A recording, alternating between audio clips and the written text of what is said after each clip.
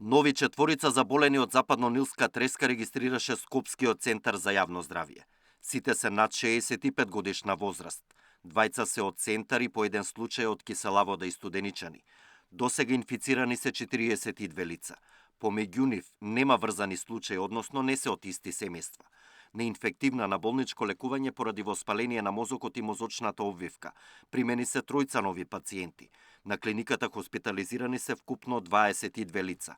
5 мина повозрасни се уште се во тешка состојба и на апарати за дишење. Опозицијата со критики до власта за начинот на кој се справува со епидемијата. Лидерот на СДСМ прашува која менаџира кризата и зошто има толков број на заболени од западно-нилска треска.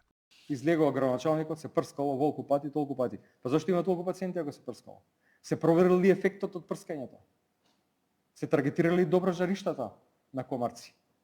Било ли тоа навремено? Ги предупредили ли матичните лекари? По кои протоколи да работат да препознаваат рани симптоми? Ги предупредили ли старите луѓе на време?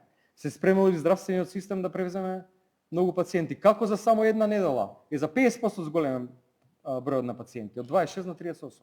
5 мртви. Тотален дебакал, неспособност. Со слични обвинувања преку соопштенија излегува и од левица. Од партијата пишуваат дека биле дадени милиони за прскање без доказ дека делува.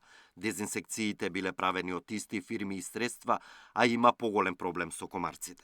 Од ДУИ прашуваат што е преземено по појавата на првиот случај со западно-нилска инфекција и бараат редовно информирање на јавноста и јавно објавување на договорите за дезинсекции.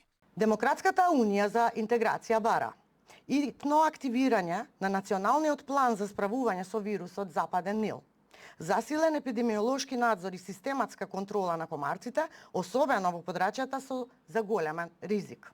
Министерот за здравство вчера потенцираше дека прскањето против комарци било согласно годишниот план, а средствата биле препорачани од СЗО. За утре најави координација со градоначалниците од засегнатите општини за локација на застоените води и дезинсекција од земја на овие места. Александар Динев, Сител телевизија.